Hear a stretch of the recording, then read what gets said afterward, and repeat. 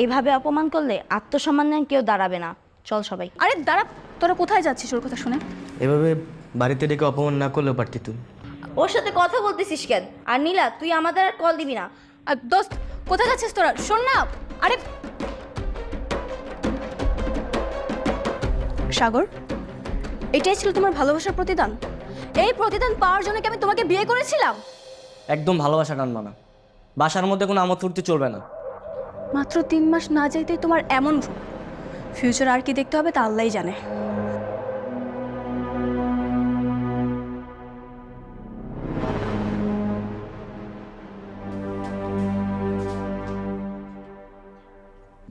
বাবা, তোমার কানে এগুলো কি?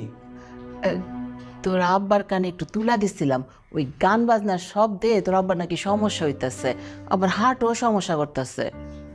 মা, আমি এক্সট্রিমলি সরি, মানে আমার জন্য তোমরা